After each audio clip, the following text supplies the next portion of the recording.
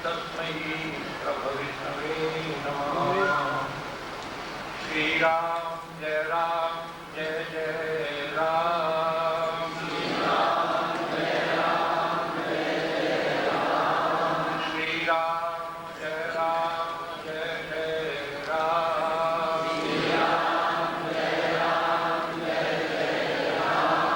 श्री राम जय राम श्री राम जय राम जय राम। श्री राम जय राम राम जन्मभूमि की जय हो, कृष्ण जन्मभूमि की जय हो, काशी विश्वनाथ की जय हो, हर हर महादेव। अनंत श्री विभूषित निर्मार्काचार्य श्री जी महाराज वृंदावन से पधारे श्री हमारी संप्रदाय के विशिष्ट विद्वान श्री ब्रिजवल्लभ शरण जी महाराज, हरे राम जी महाराज एवं मंच संचालक श्री मुरली मनोहर शरण जी महाराज एवं अन्य उपस्थित संपूर्ण संत वृंद, सज्जनों और देवी, अनंत श्री विभूषित निम्बार्काचार्य श्री जी महाराज के स्वर्ण जयंती अवसर पर महाराज के भक्तों के द्वारा समायोजित विराट संत सम्मेलन यहाँ हो रहा है। विराट सनातन धर्म सम्मेलन हो रहा है। अतः यह आवश्यक हो गया है, धर्म का स्वरूप क्या है और इस आयोजन को विराट सनातन धर्म सम्मेलन का नाम क्यों दिया गया है। श्री सर्वेश्वर महाराज का स्मरण करते हुए मैं आप सब लोगों से कहता हूँ कि परमात्मा सनातन है। सनातन उसको कहते हैं जो कभी नष्ट नहीं होता, मन सहज सुखरा। और इसी के साथ वेद भी सनातन है, इसलिए सनातन ईश्वर की सनातन वेदवाणी के द्वारा सनातन जीव के कल्याण के लिए जो दिव्य उपदेश हैं उनको हम सनातन धर्म कहते हैं। इस सनातन धर्म की विशेषता यह है, इस विशेषता को लेकर आज हम भारतवर्ष के सारी संप्रदायों के संत एक मंच पर उपस्थित होकर अपने धर्म की रक्षा और धर्म के स्वरूप के लिए विचार करते हैं। वो उदारता इसकी यह है कि त्रयी सांख्यम योगः पशुपतिमतं वैष्णवमिति प्रभिन्ने प्रस्थाने परमिन्मला पथमिति च रुचीनां वैचित्रादिनानां पतयुषां नृणामेको गम्यस्त्वमसि पैसा पर्णमेव।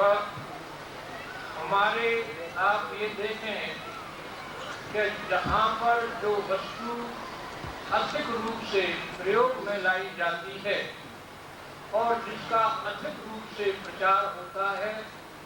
उसके ही अनेक भेद सुदृढ़ उसकी रूपरेखाएं बन जाती हैं। यदि कहीं भूषणों के पहनने का विशेष मनुष्यों के मन में भाव हो तो वहाँ अनेक प्रकार के भूषण बनने लगते हैं। इसी ही प्रकार से हमारे देश के अंदर वेदों का और वेदों से प्रतिपादित परमेश्वर और धर्म का ऋषि मुनियों के द्वारा इतना प्रचार और प्रसार हुआ है कि संसार में इतना कहीं भी नहीं हुआ। इसलिए हमारे अनेक प्रकार के धर्मों का स्वरूप हमारी अनेक उपासनाओं का, सनातन धर्म के अंदर अनेक उपासना, अनेक देवी देवता है, और वह भले ही इसको कुछ न्यून दृष्टि से देखते हों, लेकिन मैं इसको बहुत महती दृष्टि से इसलिए देखता हूँ कि हमारे देश के ऋषि मुनियों और आचार्यों के द्वारा भगवान के विषय में विशेष प्रचार प्रसार होने से ही इतनी उज्जवल अनेक प्रकार की शाखाएं इसकी हुई हैं। जिन सारी की सारी शाखाओं का, चाहे वो उपनिषद सिद्धांत है, और उस उपनिषद सिद्धांत में भी चाहे वो शंकराचार्य का सिद्धांत है, चाहे निम्बार्काचार्य जी का सिद्धांत है, चाहे रामानुजाचार्य जी का सिद्धांत है, चाहे जो है रामानंद जी महाराज का सिद्धांत है, मध्वाचार्य जी महाराज का सिद्धांत है, इसी प्रकार से भले ही सांख्य शास्त्र, योग शास्त्र, न्याय शास्त्र, वैशेषिक शास्त्र, मीमांसा दर्शन एवं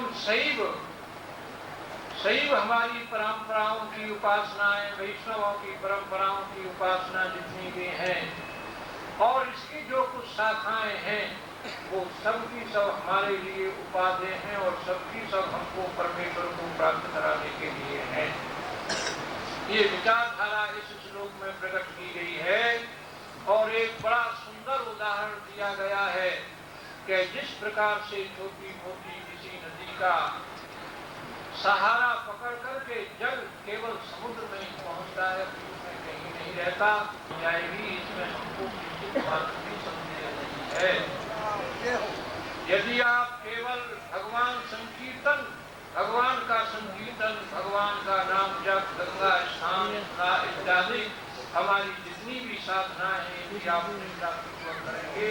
तो आपको परमेश्वर तक पहुंचा करके मानेंगी, इसका हमको पूर्ण विश्वास है। और इसी विश्वास के साथ लेकर हम सब महात्मा आज एक स्थान पर आए हैं कि न किसी का सिद्धांत छोटा है, न किसी का सिद्धांत बड़ा है, क्योंकि वो सारे के सारे नदियों की जल की तरह से हमको परब्रह्म परमात्मा से